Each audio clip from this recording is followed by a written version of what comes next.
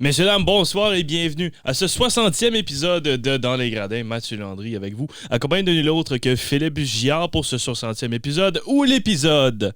Non, je écoute. Mais José Théodore, Phil, franchement. Ouais. On vient d'en parler, des gardiens qui ont gagné le Vez puis le Hart. Oui, c'est vrai. José Théodore. Il avait échappé à mon... C'est vrai que sinon, il n'y a aucune... Il a échappé à mon radar, celui-là, mais c'est bon. 60, ça n'existe pas partout. C'est rare. C'est correct. C'est rare. Gardien de but bon aussi, numéro, 60, c'est... C'est meilleur pour un gardien qu'un joueur. I guess. C'est le double de 30. C'est comme... Merci. Oui. Ouais. Dans le fond, il est en train de dire qu'il est 2 fois meilleur que le reste. Que Martin. Voilà. Avec raison. Dans ce 60e épisode de Dans les Gradins, on va parler bien sûr de la Ligue nationale de hockey dans notre segment mise en échec. Un énorme match hier, grosse victoire côté des Oilers d'Edmonton. Énorme. Mais on va parler là, des deux matchs qui se sont passés depuis le dernier épisode. Par la suite, bien sûr, on revient un peu sur Roland Garros. Une question se pose, Philippe. Est-ce que Carlos Alcaraz pourrait battre Rafael Nadal sur terre battue de ce jour? On va en discuter, bien évidemment. Le Grand Prix du Canada, ça se passe dès aujourd'hui, la première pratique, et bien sûr, le Grand Prix qui se déroulera dimanche. Nos prédictions avec Manon, bien sûr, qui va se joindre à nous. Finalement, nos segments sporadiques et notre segment préféré, nos 3 étoiles de la semaine qui vont bien conclure ce 60e. Premièrement, Philippe, les séries de la LNH, ça se continue présentement 2-2. Selon toi, les clés des matchs qui vont suivre après avoir vu les 4 premiers matchs, ça serait quoi? OK. Ben, la première chose déjà, je pense que pour les... Ben, si on regarde la perspective des Oilers, disons qu'on regarde la perspective de cette équipe canadienne, ça va prendre un meilleur départ. Tu peux pas te permettre de débuter le match avec... Ben, apparemment, oui. Apparemment, tu peux te permettre de commencer le match avec 3 buts de retard sur les Panthers. Mais je pense que tu peux te le permettre juste une fois. Parce que les autres fois, ça marchera pas. C'est pas une position enviable du tout. Puis, écoute, les Oilers ont démontré une résilience incroyable. Mais à long terme, je pense que ça met un stress sur l'équipe. Ça met... Ça fait travailler, ça fait surchauffer le moteur un peu. C'est vrai que t'es moins calme quand t'arrêtes pas de perdre. C'est ça. Période. Ça fait surchauffer le moteur, puis à un moment donné, sur le long terme, justement, je pense qu'il pourrait y avoir des problèmes avec ça. Mais écoute, ce qui est bien, c'est que entre les matchs, là, déjà, on a eu 2 jours de repos. Donc, cette série-là qui était un peu... moi, j'aime pas ça quand on étire la sauce comme ça. Je trouve que ça fait long. Mais je pense que pour les joueurs, c'est bénéfique. C'est un long voyage. Oui, c'est ça. C'est un long voyage. Puis pour les joueurs, c'est bénéfique. Puis en même temps, je pense que ça donne du meilleur calibre de hockey aussi. Absolument. Donc, je l'accepte là, que j'ai pas du hockey aussi souvent que je le voudrais. Mais oui, c'est ça. Écoute, les Oilers qui ont mis beaucoup de millage supplémentaire, je pense, au cours de ces matchs-là pour aller chercher le même résultat que les Panthers. Je pense que les Panthers ont été chercher 2 victoires qui étaient un peu plus maîtrisées. Il n'y avait pas nécessairement là, de gros drames, surtout dans ce match numéro 3 là, où un des problèmes aussi pour les Oilers, c'est que Skinner, dans ce match-là, n'a pas été suffisamment bon, d'après moi. Et puis, c'est bien repris lors du match d'hier, quand même, Skinner. Il s'est fait chasser du match. Oui, non, mais je veux dire, on s'est bien repris du côté des Oilers. OK, pardon. oui, mon Dieu. Malgré, oui, c'est ça, les bévues de Skinner, encore une fois. Mais encore là, je veux dire, c'est Skinner, oui, mais en même temps, tu peux pas... C'est les désavantages numériques constants, je veux dire. Skinner est mis dans une position difficile, on attend beaucoup de lui, mais à un moment donné, ces désavantages numériques-là qui s'empilent, là, surtout le 5 contre 3, ça c'est criminel là, d'accorder un 5 contre 3 aux Panthers, puis oui, je sais que peut-être les Oilers sont défavorisés du côté arbitrage, puis je suis d'accord avec ça. Mais il y a des pénalités aussi qui sont des pénalités responsables. Les histoires de bâtons élevés à tout bout de champ, c'est des choses qui se contrôlent. D'ailleurs, les arbitres ont manqué 2 bâtons élevés sur les Panthers hier, ce que je trouve absolument... Et la mise en échec de Verhey derrière Evan Bouchard. Ah oui, puis ça c'est inadmissible là, parce que, écoute, je suis d'accord avec les calls qui ont été faits contre les Oilers, mais celles qui n'ont pas été faites sur les Panthers, c'est là justement que j'ai un petit problème avec l'arbitrage. Donc, écoute, ça reste que les gestes des Oilers étaient tout à fait reprochables du côté des officiels. Donc, il faut trouver un moyen de resserrer la vis à ce niveau-là parce que les Panthers ont causé beaucoup de dommages en avantage numérique. On voit aussi qu'ils ont le but hier qui a été marqué par Tkachuk aussi en avantage numérique. Lequel? Son premier. Ça montre aussi que les Panthers, c'est une équipe qui n'hésite jamais à lancer au filet. Écoute, ils se sont pas mis là à se faire des passes là, à répétition jusqu'à ce qu'ils aient l'occasion parfaite. Ce qu'ils vont faire, les Panthers, si tu leur donnes cette occasion-là, c'est qu'ils vont mettre des rondelles au filet. Skinner va être surchargé, il va recevoir beaucoup de rondelles. Puis, encore une fois, ça augmente justement la pression qui est sur ses épaules. Donc, même les avantages numériques qui ne résultent pas en but, finalement, ça cause... Ça peut être un changement de momentum, ça peut être justement du travail supplémentaire pour toute la brigade en désavantage numérique. Les Oilers sont pas particulièrement bons non plus. Non. Ils n'arrivent pas trop à couper les bonnes lignes de passe à trop bon endroit. Le positionnement est un peu désorganisé. Donc, on peut pas se mettre dans ces situations-là. Non, je suis d'accord. Et justement, c'était une de mes premières clés parce que j'en ai juste deux. Et les deux reviennent sur les épaules des Oilers parce que je pense pas qu'on doit changer rien du côté des Panthers. On est une équipe désagréable qui joue du hockey désagréable et ça fonctionne. Une des grandes choses que j'ai repris surtout les 3 derniers matchs que j'ai regardés, oublie le premier match, Evander Kane est l'un des joueurs que je déteste le plus regarder sur la glace parce qu'il fait rien de bon. Hier, un quadruple nothing, un quadruple rien, aucun but, aucune passe, aucun point, aucune mise en échec. Il a fait absolument rien sur la glace, sauf avoir la première pénalité du match comme qu'il fait depuis les 3 dernières rencontres. Evander Kane, pour te donner un résumé de ces 3 derniers matchs, première pénalité lors du match d'hier, pour les Oilers, qui commencent vraiment pas bien un match, on s'entend, ne veut pas être indiscipliné dès le début de la rencontre, puis c'est toujours dans l'autre côté, c'est jamais dans son territoire défensif, toujours en territoire offensif. 2 pénalités consécutives en milieu de première période lors du 3e match, et encore une fois, la première pénalité des Oilers lors du 2e match. Un moment donné, si c'est juste ça que tu apportes à ton équipe sur la glace, c'est décevant. C'est jamais des pénalités qui vont être excusables. C'est toujours des pénalités qui vont donner le ton au match. Les Panthers, on le sait, ont marqué les 3 premiers buts de la rencontre en première période, dont 2 de suite en avantage numérique.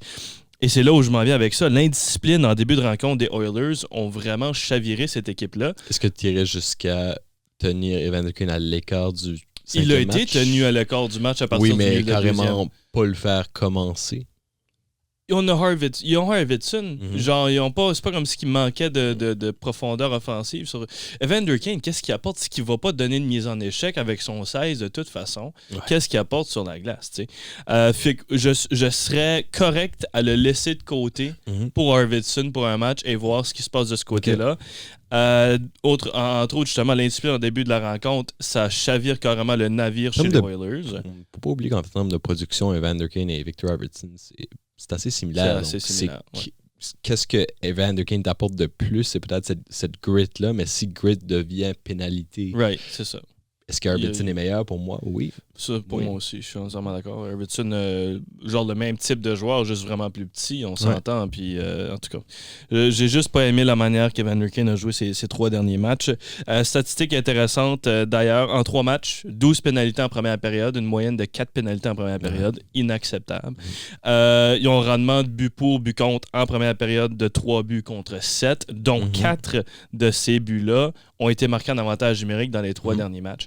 Les Panthers ont plus de buts en avantage numérique en première période que les Oilers ont de buts en première période au complet. Ce qui est absurde, ça fait aucun sens, ça donne un mauvais ton à ton match. Puis ça doit être adressé au plus sacrant pour Chris Knoblauch. C'est une équipe qui est capable facilement d'aller chercher des désavantages numériques. Faut juste garder ça tranquille pour justement aller être en désavantage numérique. C'est une de tomber de l'arrière comme ça, à long terme, c'est toujours quelque chose qui va finir par te hanter. Souvent, on l'a vu avec les Stars de Dallas durant les séries éliminatoires. Ils ont joué beaucoup de ces matchs-là où ils devaient faire des remontées spectaculaires, revenir de l'arrière, puis sur le long terme, ils ont manqué de jus, les Stars. Ouais. Puis, dernière chose aussi, je pense qu'on doit adresser, c'est le fait qu'on n'a pas de 6e défenseur. Mm-hmm. Les Oilers jouent à 5 défenseurs. Troy Stetcher a joué 4 minutes 18 secondes hier. Mon Dieu, Mané, Bouchard, Ecombe et Kulak qui a joué 27 minutes en passant hier. Chapeau. Mané, ces gars-là vont juste mourir. Tu fais jouer ces gars-là 27 à 30 minutes par match en moyenne. Même chose pour Connor en passant qui a joué 29 minutes 40 secondes hier. C'est stupide. Je pense qu'il faut trouver une option de 6e défenseur puis la garder. Si c'est Troy Stetcher, ce sera Troy Stetcher. On l'a vu hier, il n'a pas fait rien de bon dans ces 4 minutes. Malheureusement, un énorme revirement dans son territoire aussi pour le premier but, me semble, des Panthers. C'était pas drôle à voir. Fait qu'il faut adresser toute cette situation-là, je crois, du côté des Oilers. Puis évidemment, garder Calvin Pickard dans le filet. Ce gardien-là est invaincu en 7 matchs en série. 955 de pourcentage d'efficacité, a eu des arrêts clés. Pas le gardien le plus... il est shaky, Calvin Pickard, mais il arrête des rondelles. On s'en fout ce qui est shaky, ce qui arrête des rondelles. Bon, écoute, peut-être connaître un match où on explose carrément les Panthers pour se redonner confiance parce qu'à date, c'est 2 victoires en prolongation. Je vous le rappelle, 3 matchs sur 4 en prolongation jusqu'à présent et l'autre match, une grosse défaite de 6-1.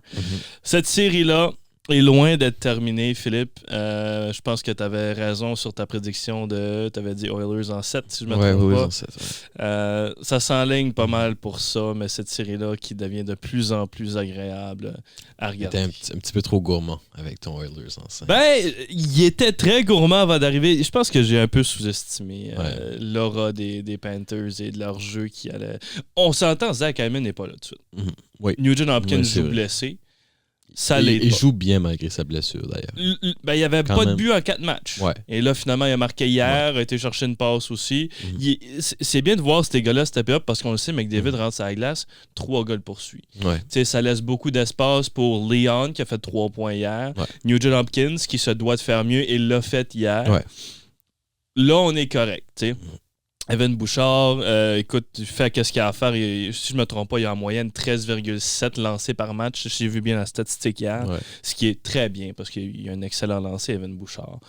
Les Oilers... Quel tir de Wallman hier aussi. Parle-moi pas. Jake Wallman est incroyable. Ce défenseur-là mérite beaucoup de crédit pour ça. C'était le meilleur joueur hier. De glace aussi. Le meilleur joueur hier. Le deuxième plus grand. Derrière McDavid et Bouchard, t'avais Ecombe et Wallman. Et Kulak qui était tout à 27. Là. Mais Jake Wallman hier... incroyable, vraiment. C'était de toute beauté cette performance-là, autant offensivement que défensivement. Un gars qui joue avec de la passion aussi. Vraiment. Et on a besoin. On a besoin certainement. Joue physique, bloque des lancers. Tu peux pas demander mieux. Possède un canon. Là. Quand tu montes ta palette jusqu'à Jupiter, tu sais qu'elle va décoller. Je serais incroyable de savoir la vélocité de ce lancer-là. Ça devait être facilement dans les 90 mph. Je suis surpris qu'ils l'ont pas écrit sur Sportsnet. Mais c'est tout ce que j'avais à dire, je pense, sur cette série-là. Puis, on retourne à Edmonton. Est-ce qu'on a confiance pour le match numéro 5 côté Oilers? Écoute, c'est à la maison. Pour moi, c'est une victoire des Oilers. Je pense que, comme les Panthers ont eu un match dominant, je pense que les Oilers vont en avoir un aussi. Et puis, les Panthers qui vont remporter le 6e. Et après ça, ce sera le match ultime, comme je l'avais prédit. Ce qui remporte le 6e, c'est fini, Phil. Non. Ben oui, ce qui remporte... Non, les Oilers vont gagner le 5e et puis les Panthers vont gagner le 6e. OK, et on se redirige à Edmonton. Comme prévu. Au match ultime. Comme le devin l'avait prédit, le retour à Edmonton. D'accord, je suis correct avec ça. Tant que les Oilers gagnent cette série-là, je crois qu'ils méritent. Bien hâte de voir ça. Une autre série qui commence à être, ma foi, intéressante. L'an passé, on avait Oilers, Panthers en finale. Et là, côté tennis, on semble développer une rivalité, une Nadal-Djokovic. Écoute, ouais. Sinner et Alcaraz qui se sont retrouvés en finale encore une fois côté Roland-Garros. Et on a vu, Phil, ben toi tu l'as vu au grand complet, mon chanceux. C'est comme je te l'ai dit, Mathieu, ça prend quelque chose d'assez spécial pour me convaincre par une si belle journée d'été. Écoute, c'était un magnifique dimanche. Ouais. Et puis, je me suis assis là vers 10h. J'ai pas quitté mon couch. Comme j'ai resté là, j'étais scotché à la TV. C'était un spectacle de tous les instants. Une des meilleures finales de l'histoire du tennis. Ben c'est ça, j'ai écrit aussi. L'un des meilleurs matchs de l'histoire du tennis moderne, certes. Écoute, juste... Ça m'a donné des vibes ou des mémoires de la finale 2019 entre Federer et Djokovic à Wimbledon, celle qui était allée aussi en 5-7 jusqu'au bout, puis ça s'était fini.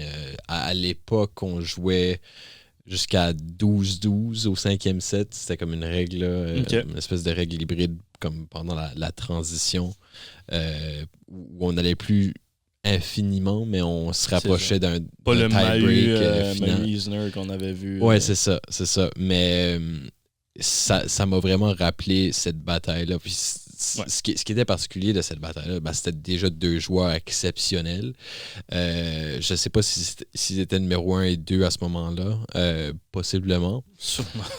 Mais écoute, c'était... Il n'y avait pas un point en milieu dans ce match-là. C'était comme... À toutes les fois, c'était des feux d'artifice. Puis ces deux-là ont beaucoup de batailles à venir. On l'a dit déjà. Moi, j'y crois encore. Je pense qu'ils vont vraiment là, se mener une chaude lutte pendant encore bien des années. Tu disais peut-être au dernier épisode que Sinner avait l'air légèrement supérieur. Ouais. Et je suis d'accord. Comme je trouve que Sinner a l'air supérieur comme en général. Lorsqu'il affronte d'autres joueurs dans d'autres tournois, mais quand les deux sont réunis, on dirait que il y a vraiment comme une étincelle, il y a quelque chose qui s'allume en Carlos Alcaraz, puis c'est là que ça produit un tennis qui est vraiment spécial.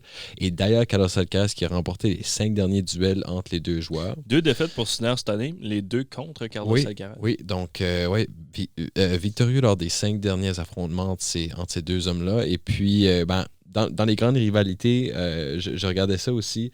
Ça arrive où on voit tout d'un coup un joueur qui va prendre un ascendant pendant un certain moment. Il s'est passé la même chose entre Djokovic et Nadal. Il y a eu des séries comme ça, 5-7 victoires de suite, et par la suite, l'autre qui va reprendre la charge. C'est ça, reprendre la charge, exactement. Donc, c'est des tendances, puis ça va changer beaucoup au cours d'une carrière. Right. Donc, je m'attends à voir Sinner justement aussi, à voir ses moments forts dans cette rivalité-là, il n'y a aucun doute. Mais présentement, c'est Alcaraz qui a le dessus et marginalement, Mathieu. Écoute, quand on parle une fine séparation entre les deux, c'est fou à quel point ces joueurs-là sont vraiment nez à nez. On a vu Sinner d'ailleurs au 4e set avec 3 balles de match. Moi j'ai pensé 3 balles de championnat. Aussi, j'ai pensé que ça y était, que Carlos était cuit, mais il était au service et puis a réussi à s'en sortir miraculeusement. Il y avait tellement de foi en Carlos Alcaraz cette journée-là, je pense que c'était juste... Il s'accrochait au moins de petit espoir qui lui restait. Puis c'est ça qu'il faut faire quand on joue contre Yannick Sinner. Puis écoute, ce qui est le fun avec ces 2 gars-là aussi, c'est que c'est des excellents ambassadeurs pour le sport. Oui, absolument. Deux gentlemen super respectueux. On a vu Carlos aussi au cours du tournoi remporter un point où il avait lancé sa raquette, a dit non. Il a gagné le point techniquement. Il a dit non. Il a dit non, je veux pas le point. Je l'ai frappé, je l'ai eu alors que la raquette était plus dans ma main. Donc c'est assez unique de voir ça. Puis même quand il y a des quand c'est question de balles qui sont près de la ligne et tout, vont aller regarder la marque tout simplement, vont jamais vraiment faire descendre l'arbitre ou causer du drame supplémentaire. C'est vraiment deux joueurs qui se respectent. Il y a un profond respect entre les deux. Et puis, je pense qu'on joue vraiment pour le bien du sport. On joue pour la gloire du tennis. Et puis, ça donne des excellents chocs, des excellents clashs. Puis je pense qu'il va en avoir beaucoup encore. Non, je suis 100% d'accord avec ça. C'est spécial qu'est-ce qu'on a. Puis ça ressemble beaucoup, comme tu le disais, à l'ère qui vient juste de se terminer avec Djokovic, Nadal et puis Federer qui était là pendant longtemps. Je pense tennis est en de bonnes mains, il n'y a aucun doute. Puis ces deux gars-là, vraiment, présentement, là, ils sont une coche au-dessus du reste. Je suis d'accord. Puis j'ai hâte de voir où ça mène tout ça. Présentement, Alcaraz, pour moi, sur terre, clairement un peu supérieur. Mais sur les autres surfaces, je dirais avantage chinois. Ouais, moi aussi. Et c'est pourquoi qu'il est le premier mondial, justement. Et je voulais juste rajouter ça. Et ensuite, j'ai quelques statistiques pour toi qui vont ensuite enchaîner tes petits quiz. Bon, je crois que, ces deux gars-là, finalement, raniment le tennis mondial qu'on a perdu entre 2018 et 2019-2020, pardon. 2020 à 2024, à l'an passé. Finalement, on a deux gars qui sont supérieurs et offrent le spectacle et la rivalité qui nous manquait depuis des années. Il n'y avait pas de rivalité avant ça. Tu avais peut-être Medvedev, Zverev, gros max, mais Zverev choke tout le temps, fait qu'on savait exactement ce qui allait se passer. Il n'y avait pas une constance de hey, si tu bats ce gars-là, wow! C'était genre, ça se peut, ce soit lui, ça se peut que ce soit l'autre. Dans une bonne journée, ce sera ce joueur. Il n'y avait pas de numéro 1 constant, il n'y avait pas de numéro 2 constant, chose qui manquait au sport, selon moi. Et là, on le retrouve, et je pense que là, tout le monde s'intéresse plus au tennis. Oui, mais la bonne chose avec cette période de transition-là, c'est qu'on a vu justement des joueurs comme Medvedev, comme Zverev émerger. Et ces joueurs-là, ce qui est bien, c'est qu'ils ajoutent une couche de profondeur, je pense, au tennis qu'il n'y avait pas pour moi à l'époque du Big Three. Donc, je pense que le tennis est un peu plus profond qu'il l'était à l'époque, présentement. Et ça, j'aime bien parce que je pense que Alcaraz et Sinner, même s'ils sont pour moi les deux leaders présentement en termes de tennis masculin, je pense que c'est bien qu'il y a justement cette compétition-là. Il y a quand même ces gars-là qui sont dans les parages, puis s'il y a une mauvaise journée, s'il y a une baisse de régime, ils sont capables de surprendre ces gars-là occasionnellement.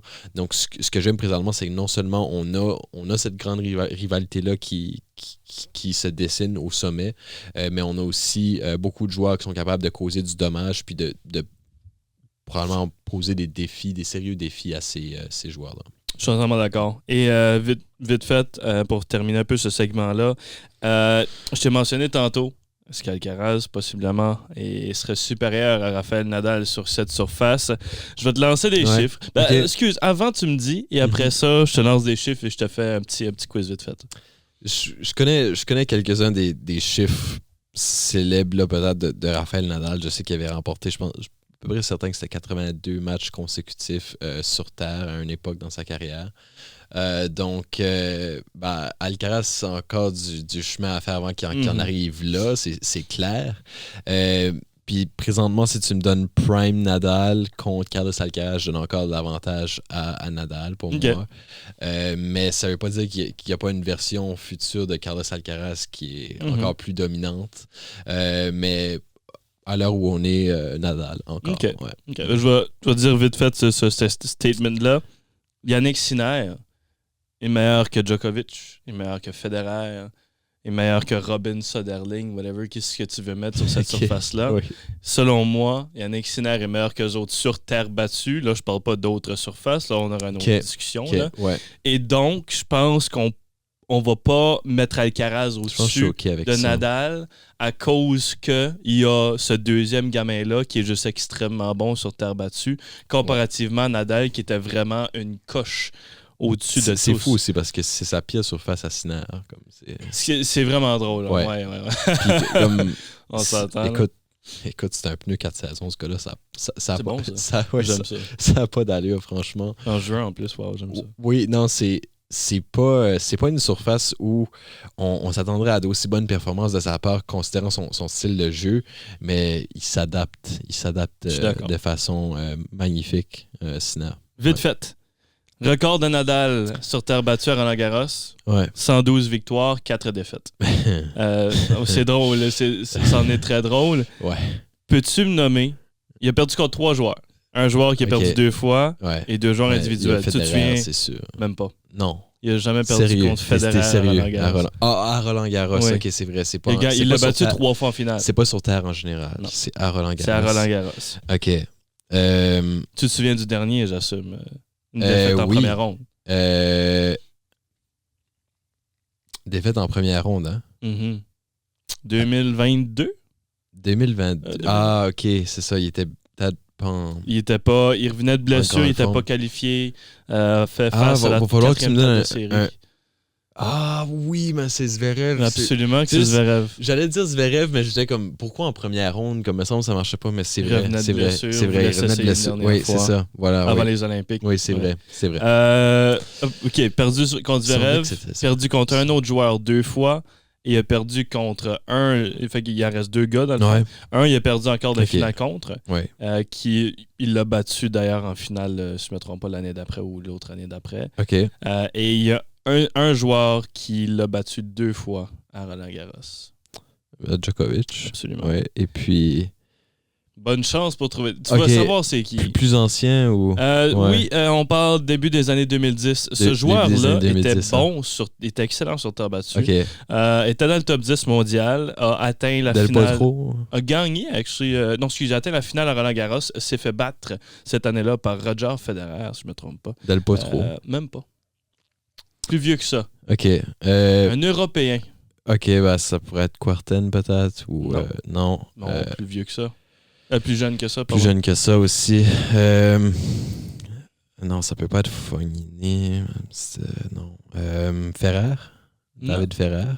Non, 8e mondial qui était dans ce temps-là. L'indice la plus simple serait de dire qu'il vient du même pays. OK.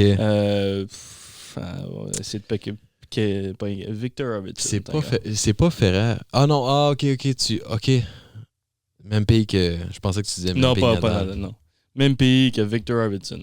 C'est Soderling. C'est effectivement Robin Soderling. Okay. Robin Soderling a battu Rafael Nadal en semi-finale. Et côté Alcaraz, 25 victoires, 3 défaites à son actif à Roland-Garros. Une défaite de plus, puis il a déjà atteint le plateau de Nadal. Mais évidemment, il n'a pas perdu dans les 2 dernières années. Et on ne comptera pas sa défaite en première ronde de qualification en 2020. C'était contre Alexander Vukic. On ne comptera pas. Mais quand il était dans le tournoi, il a perdu contre 3 personnes. Qui sont ces 3 joueurs? Qui sont les 3 défaites de Carlos Alcaraz à Roland-Garros? Bon, je vais commencer avec des dates plus Sinner. OK, il y a Nadal. Il n'y a pas Nadal. Non. Il n'y a pas Sinner non plus. Il n'y a pas Sinner non plus. Non, c'est vrai. Il n'a jamais perdu contre Sinner. Ça pourrait être il y a 2 évidences. Ça pourrait être des joueurs sur Zverev. Zverev, oui. Perdu contre Zverev, oui. Et puis... Il y en a un autre très évident. Casper Ruud aussi. Non, malgré que c'est un bon guess. Ouais. L'autre. Holger Rune. Non. Descend plus bas géographiquement. Il est plus vieux. OK, Djokovic, oui. Absolument. Ouais, okay. Et le 3e, il faut que je te donne des indices, vient du même pays qu'Alexander Zverev. Et c'est pas Daniel Altmaier. C'est pas Daniel... Et là. Ouf, Kohlschreiber. Phil Kohl! Il n'existait plus, malheureusement. Légende du tennis en passant, Philippe Kohlschreiber. Attends. Un nom composé. Un nom composé, allemand. Ouais. Voyons. Un de mes noms préférés dans l'histoire du tennis. C'est Jan Lennard Struff. Jan Lennard Struff. Bon, d'accord. Qui a battu Carlos Alcaraz. Mais bon, c'était ça mon petit quiz de statistiques. C'est bon, j'aime ça. Fait que pour égaliser Nadal, Alcaraz devra remporter 87 matchs de suite pour être meilleur en tant que record fiche individuel. 87 matchs de suite, c'est pas évident. À voir s'il va y arriver. Cherche d'ailleurs son 3e titre là, à Wimbledon de suite, qui arrive dans pas long pour Carlos Alcaraz. Sinner est très fort sur gazon aussi. Allons voir s'il pourra y arriver. Mais nous, on saute directement en Formule 1. On va appeler Manon vite fait des pubs. Après ça, on va se rendre dans nos prédictions du Grand Prix de Montréal. De retour pour le segment Tour de piste avec Manon qui se joint à nous. Bonjour! Allô! Hey, en fin de semaine, on est au Canada, baby! Le Grand Prix de Montréal. Moi, je suis au Canada pas mal toutes les fins de semaine. C'est vrai, moi aussi. Juste les fins de semaine? Non, la semaine aussi. Ok, c'est correct ça, Phil. C'est correct ça. On t'accepte comme ça. Grand Prix de Montréal, vite fait, avant de passer à nos prédictions. Grand Prix assez compliqué. Va aussi avoir une grande relation avec la qualif. Pas la même chose que Monaco, pas la même chose que Emilia-Romagna, mais bon. Assez similaire. Beaucoup de zones de DRS, une très longue zone de DRS entre le virage 10 et le premier virage aussi. Pour par la suite, là, une petite dernière zone de DRS en dessous. Pas grand chance de dépassement. Petit hairpin. Il y en a eu 48 l'année passée. Merci. Mon Dieu, Phil, Wow. tu sors ça de ouf! Vas-y, Phil, j'écoute! J'ai fait mes devoirs. C'était la seule statistique que j'avais. Là, fait que, C'est dommage. Ok. tu peux continuer maintenant. Il y a la hairpin, c'est virage 9 et 10, où le montant de dépasser, mais les dépassements, naturellement, seront beaucoup dans l'énorme zone de DRS qu'il y a, qui est coupée aussi par un... Tu sais, les petits virages de... comment t'appelles ça? Les manhole covers. Hein? Ça ressemble à ça. Ouais. Juste pour dire que tu tournes... Là. Mais ça me fait penser à ça. Tu comprends pas, hein? Non, je vois pas. Comment t'appelles ça en français, des manhole covers? Ben, les bouches des Les bouches à égout, là, tu sais, là, les gros gréements. Tu sais, quand tu fais juste ouais, ça ressemble un peu à ça. C'est la seule chose qui m'a imitation est Manhole incroyable. cover, ça se traduit par gréement. C'est vrai. une des nombreuses choses qui se traduit par gréement. Pas trop chercher loin dans la vie. C'est très régionaliste, vraiment, Manon. Ouais. Tu relates très C'est... peu. En fait, plus vous expliquez, moins je comprends. OK, ben, Mais c'est correct. C'est juste un mot polyvalent. Absolument. On aime bien ça. J'aurais appris ça au moins aujourd'hui. C'est aussi l'anniversaire du 200e Grand Prix de Haas en fin de semaine, en passant. Leur première course, Phil, pop quiz. Pilote. T'as vu le même vidéo que moi, C'était en 1825. Oui. Ouais. Oui, absolument. Avec Romain Grosjean, bien sûr, qui est né en 1810. Donc, ouais, Romain Grosjean, qui jadis, lors du premier Grand Prix, aurait fini 6e, donc ramené 8 points pour son écurie. À voir si Haas va terminer dans le top 10. Probablement pas pour leur 200e, mais bon, on leur souhaite un joyeux anniversaire. Et finalement, à Montréal, qui a remporté les 3 derniers, comme à son habitude. T'as pas ton t-shirt? Non, je l'avais hier. C'est C'était Max. Allons voir s'il va remporter un 4e. Phil dit non.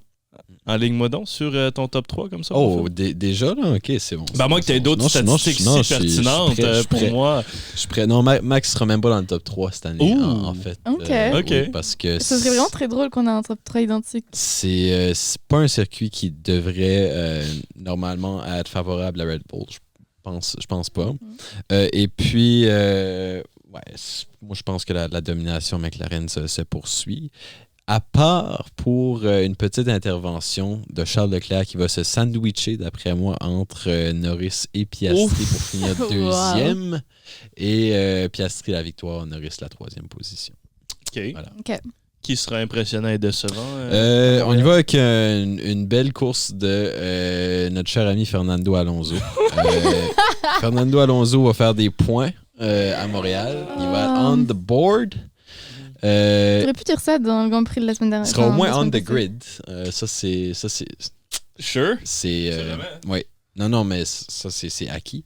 Okay. Mais ouais, écoute, 9e position. Non, 9e position pour Fernando Alonso. C'est un bon 2 points. Oui, et puis sinon, je pense que décevant, du côté de mon pilote décevant, ce sera Lewis Hamilton, d'après moi.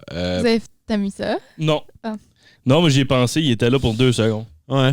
Ben, un peu à l'image de sa saison. Là. Après 3 bonnes courses de suite, finalement, on dit on retourne à la case départ. Ouais. Ok. Je C'est correct, ça. Ouais. Je mène pas ça pantoute. Non, c'est une mascarade, là, ces courses-là. C'est une mascarade. Ouais, Ça, ces c'est courses-là, beau. c'est une mascarade. Oui. Ok. Il est pense wash. que c'est la- Il est wash. Il est wash. Merci, Lewis Phil. Hamilton est Toi, wash. c'était le temps que quelqu'un Ouais. dise. Il est Ouais. plus wash que Fernando Alonso. Ah, ben, des limites. Là. Non, quand même pas. Oh là là. Ok. Toi, t'aimes Yeah, pas Lewis c'est ça. Hamilton. Non, je déteste Lewis. Arrête. Je trouve ça drôle que pour moi, Je suis les pas d'accord. McLaren qui sont séparés, genre 1-3, je le vois jamais. Mhm. Mais je trouve ça bien. Je trouve Ouais. ça bien. C'est ça. À voir si ça va arriver. Je pense pas que Manon a le même rendement que toi. Non, dans pas ma du tête. tout. Ouais. Vas-y. Et ok, ben moi je suis partie sur un doublé McLaren, là, comme soyons honnêtes, ça va être compliqué Oui. de les battre. Ils ont la meilleure C'est voiture. plate, mais c'est ça que c'est. C'est plate, mais c'est probablement, mais c'est c'est probablement si vrai. tu trouves C'est ça probablement plate, vrai. attends une minute, toi, mon chum. Ouais. Alors, ça en est Euh, plus plaisant de mon côté. Yes, c'est Mon dieu. Non, mais on le sait tous, ils ont la meilleure des voitures, je vois pas comment. Comme, soyons honnêtes, là, ils vont faire une bonne qualif. Ils vont être devant, ils vont gagner, voilà, comme à toutes les fins de semaine en ce moment. Et moi, c'est ma 3e place. En vrai, pour moi, c'est une bataille à 3 avec soit Verstappen avec Red Bull, Russell avec Mercedes et Leclerc avec Ferrari.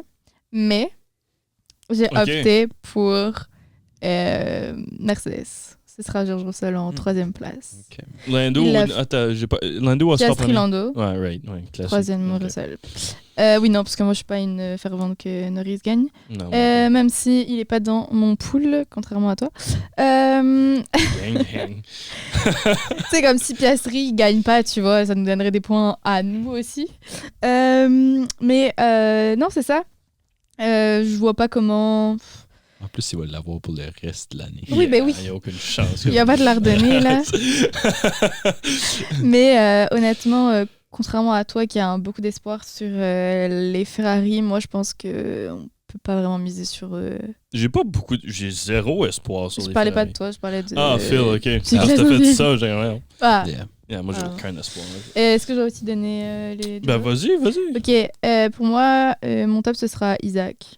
Comme ça Ok. fait. Ouais, c'est vrai qu'il est bon récemment. Bah, faut le souligner là, comme il est tout le temps dans le top 10. Puis, autre stat importante, Isaac Hadjar est le seul pilote à ne pas s'être fait éliminer en Q1 depuis le début. Tous les autres pilotes sont déjà fait éliminer une fois en Q1. Oscar s'est fait éliminer en Q1. Oui, les 2 McLaren sont Ouais. fait éliminer en Q1. Donc, c'est Oh, le seul à wow. avoir cette stat-là. OK. Et c'est bon, ça. Mhm. ouais, Ouais. ça veut dire qu'il est pas parti. Tout le contraire de Lance Stroll. qui d'ailleurs est de retour. Wow, Oui. j'avais tellement hâte. Après avoir tapé un mur dans son garage. J'ai pas mis un pilote, j'ai mis une écurie décevante, j'ai mis As. Parce qu'ils sont irréguliers et je pense qu'ils vont continuer à l'être. Ils font des courses incroyables. Parfois, ils font des top 10 et tu dis d'où est-ce qu'ils viennent. Mhm. Puis parfois, ils finissent 19 et 20e. Puis tu dis Ok. où est-ce qu'ils sont. Ok, Voilà. je suis correct avec ça. Phil, tu voulais tu voulais des épices dans ta vie, Oui. les voici. Non, 3e sera le bon vieux Max Verstappen. OK. Un peu dur de nice. l'écarter du top 3. Ouais.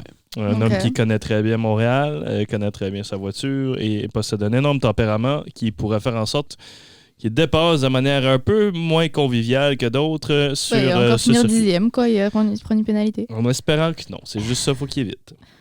Ok. Par la suite, mon grand chum, Oscar Piastri, 2e. Mais qui en prend?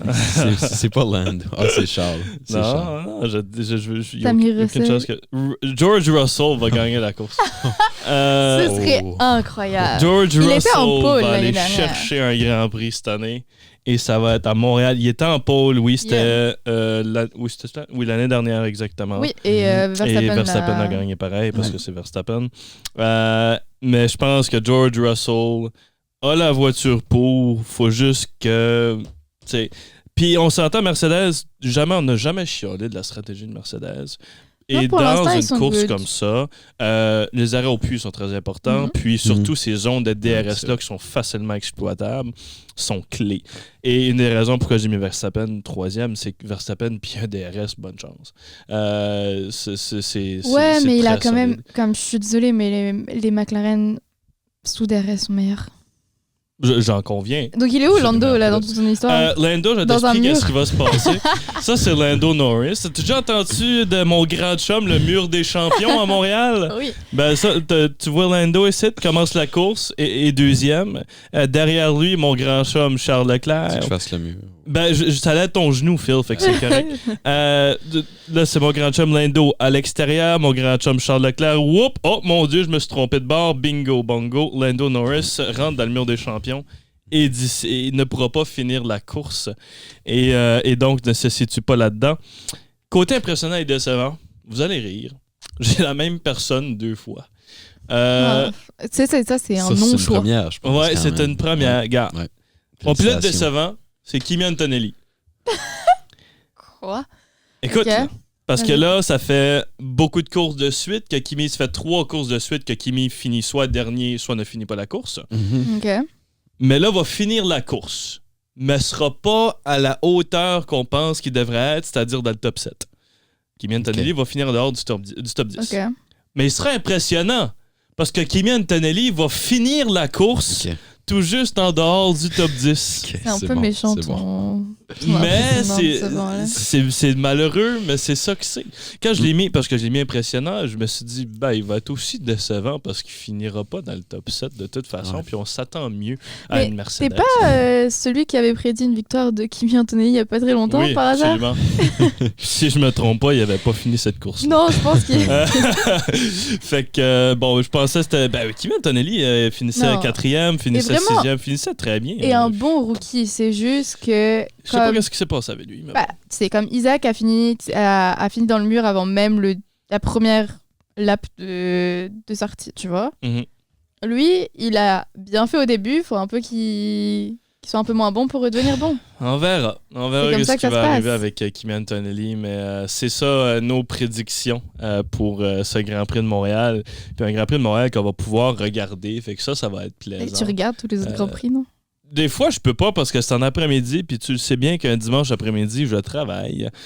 Et donc, je dois le réécouter en rediffusion. En après-midi? Ouais, Non, le matin. ben oui, mais ça finit pas à midi. Il y en a, juste qui à midi. finissent à 1h, 2h. Je ne suis pas là au moins à 16h. Oh, désolé d'avoir une vie. Oui, ben, merci. Ben bon, celui-ci, on va se faire un plaisir, on va se gâter, bien sûr, et on va souhaiter que George Russell l'emporte, mais surtout qu'Oscar Piastri l'emporte parce que tu sais, c'est le king. Oscar Piastri x2 dans le pool de Formule 1 qui Non, mais m'emmène c'est vers vraiment la le king victoire. quand même. Je pense que c'est le prochain champion du monde en dehors de nos poules. J'ai vraiment hâte de voir ça. Phil, sporadique. Qu'est-ce qui se passe de ton côté? Hey boy. Oui. C'est un vraiment gros bien, soupir, ça. Non, c'était un soupir de... J'ai quelque chose à te dire. Hmm. Raconte-moi, Phil. Oui, c'est un Indien du nom de Yes! Pravin Gupta. OK. OK. Quel sport qu'il pratique, le Pravin? La corde à sauter. La corde Oh, à sauter, Mathieu. Et Phil, avant que tu continues, juste que tu pognes tes nouvelles de sport, mon chum, parce que ça fait sur, 3 semaines de sur suite. The Better India, un média, un média très réputé Ok. et que Parfait. je consulte jamais. Mais aujourd'hui, il y avait une histoire très intéressante sur cet homme, Ben, ce vas-y, prodige Pravin. de la corde à sauter. Et puis, Pravin Gupta s'entraîne dans son appartement. Donc, s'il n'y a pas nécessairement accès à des installations convenables, on va dire, pour Faire de la corde à pour sauter. faire de la corde à sauter. Je pense que pour moi, il faut je- un sol et une corde. Hein. Oui, Ben, il y a un plafond aussi, maintenant qu'il faut que tu t'inquiètes de. Ok, mais je pense dans un que si appartement, t'arrives à te mettre tout droit dans un appart, le plafond doit être correct. vas-y. j'ai pas tous les détails. Ok. Mais de ce que je comprends, Pravin Gupta s'entraîne dans son appartement où il doit déplacer des meubles pour se créer suffisamment d'espace. Et ensuite, il enlève ses sneakers pour être sûr de ne pas déranger les voisins. Ah oui, parce que les souliers changent tout. Je sais pas pourquoi il le fait pas juste dehors. C'est une bonne question Bah, que tu soulèves, Manon. oui. C'est vrai que Mais apparemment que son appartement est son lieu, son lieu d'entraînement. OK. Et puis, Pravin Gupta, son ambition, c'est de devenir le meilleur sauteur de corde. Ouais. Je sais pas comment on dit ça. Non, ça fait du sens. Du monde. Et puis, présentement, il est en quête là, d'un record qui est de 105 sur le backward double jump. C'est quoi la technique? Toutou. C'est ça. Je pense, de ce que je comprends, c'est que quand c'est double, c'est que les deux pieds, comme c'est les deux pieds qui sont impliqués. Oh. Non, c'est comme ils sont. C'est comme une alternance. Simultané, là. Non, excuse-moi. C'est une alternance. Là. Donc les deux Ok, pieds ne ça te sautent pas passe les simultanément. joints. C'est comme. Non, c'est Non. vraiment comme un pied, comme si tu faisais comme des C'est sa discipline, ça, là. Tu sautes à des entraînements cloche-pied, de quoi. soccer, là, un petit peu, si tu veux, Ouais, si ouais. tu vois le genre, là, tu sais. Oui. Avec, fait que c'est ça. Et puis, le backward double jump, c'est le record qu'il poursuit présentement, qui est détenu par un Chinois à 105 en 30 secondes. Ok.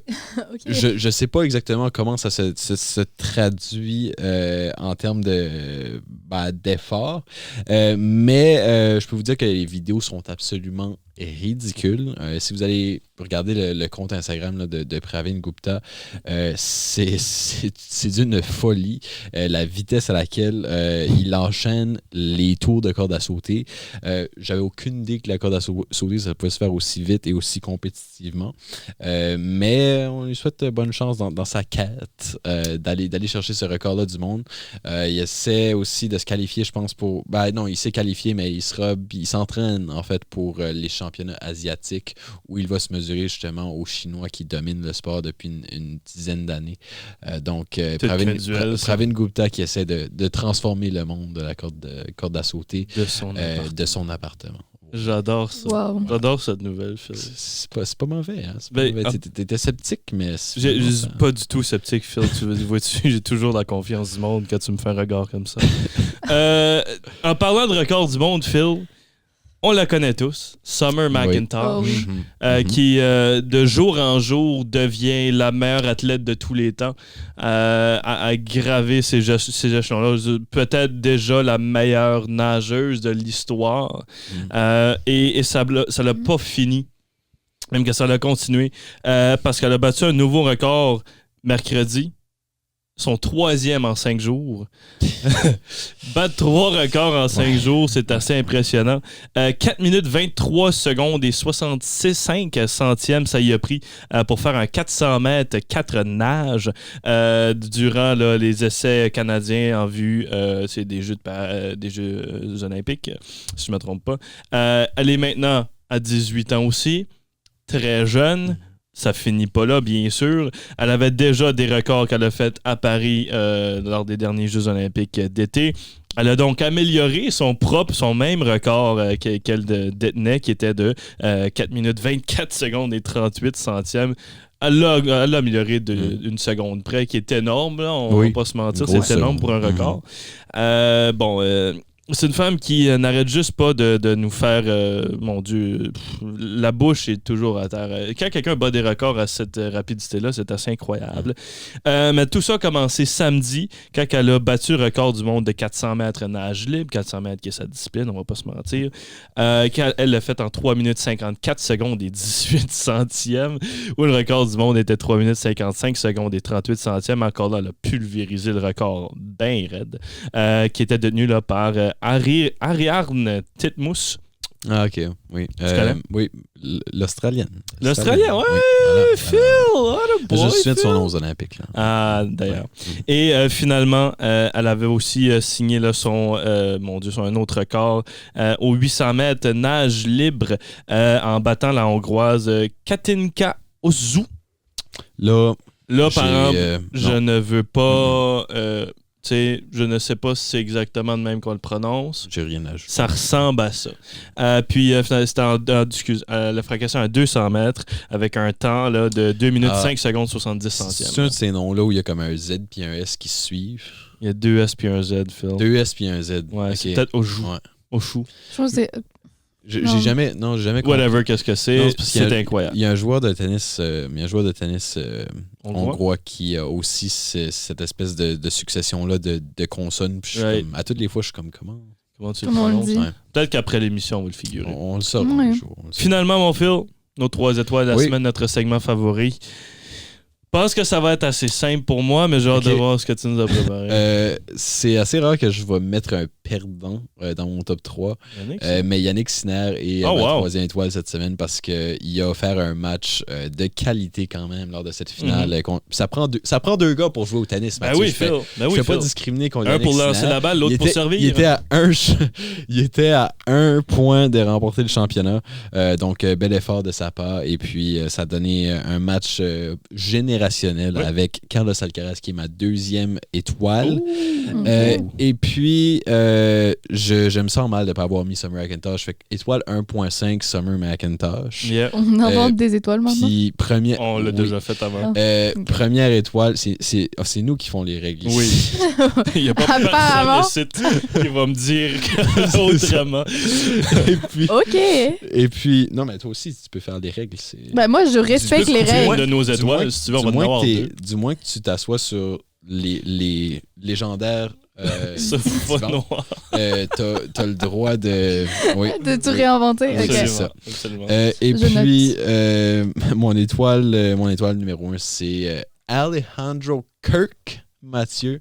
Pourquoi le catcher des Blue le Jays? catcher des Blue Jays, parce qu'il est en train de pulvériser la balle présentement. Ah oui?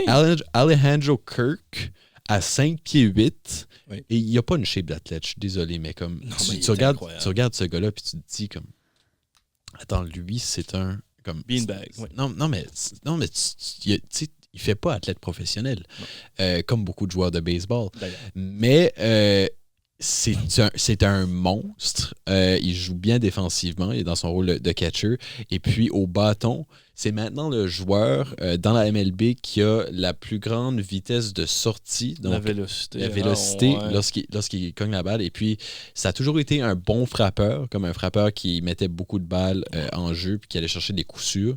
Mais il a ajouté de la puissance à sa swing.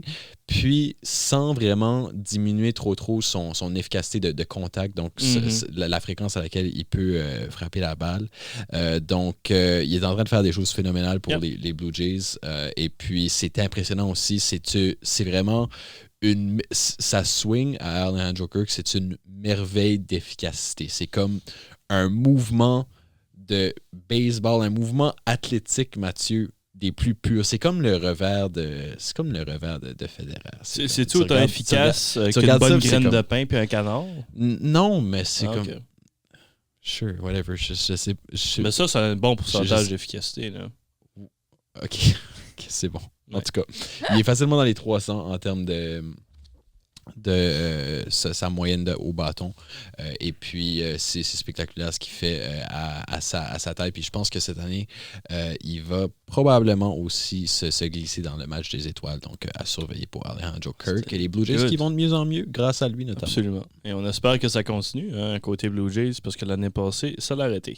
Mes 3 étoiles de la semaine sont très similaires. Summer McIntosh enfile le 3e rang.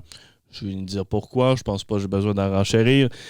Deuxième, quelqu'un que je pensais que tu allais mettre dans ton top 3, là, tes 3 étoiles, Connor Hellebuyck, qui est devenu l'un des 5 gardiens de l'histoire à remporter un Hart et un Ok, c'est Vizina. fair. Derrière, l'aime pas bien, Connor. derrière qui? Pour ça. Il y a 4 autres gardiens qui l'ont fait, Phil, qui sont ça. Ah là, Ça, regardez mon c'est ordi. drôle, c'est trop difficile ça comme question là, quand Ben même. voyons donc, Phil. 3 Les- légendes du Canadien de Montréal Ah, c'est toutes des et un gardien élite. Théodore Roy. Ouais, puis, Théodore est là. ouais. Roy, non. Non, pas Roy. OK. Plus récent. Plus récent. Ouais, Pas Price. absolument. Ah, c'est vrai. 2015, baby, C'est le vrai. Ted Lindsay puis tout. OK. Ouais, Et Jacques c'est vrai, Plante. C'est une année pour Carey Price. Jacques Plante. OK. Et Dominique Hachek qui l'a fait 2 fois de suite. Le seul gardien de l'histoire à avoir Oh. 2 trophées Hart. OK. C'est ridicule. Wow. Ouais, Yeah. c'est absurde.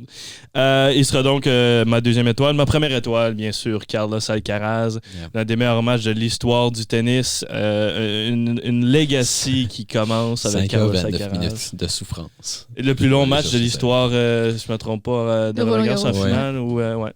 Yeah. Amplement mérité. Écoute, quand tu sauves 3 balles de match, C'est un exploit incroyable. Revenir de 2-7 aussi, c'est un exploit incroyable. Vraiment, chapeau à Alcaraz et leur préparation pour Wimbledon pour son 3e de suite. Et d'ailleurs, possiblement. ça va bien pour les Canadiens dans leur préparation. Hein. Oh, shout-out à Gabriel Diallo. Oui, et Félix Auger-Aliassime, tous les deux. Qu'est-ce qu'il a fait? Tous les deux en demi-finale. Félix à Stuttgart et puis Gabriel à Sertogenbosch, ou Bois-le-Duc en tout cas. Ouais, c'est pas le Lorema? Libema Open. Libema Open. Pardon, oui, Lorema, qu'est-ce que je compte? Ouais, va affronter Hugo Humbert. Auger-Aliassime va faire face à? Je l'ai Incertain, pas en mémoire Vraiment comme non plus. ça. Mais je vais te trouver ça vite fait. Roger Aliassime, demi-finale face à Taylor Fritz. Oui.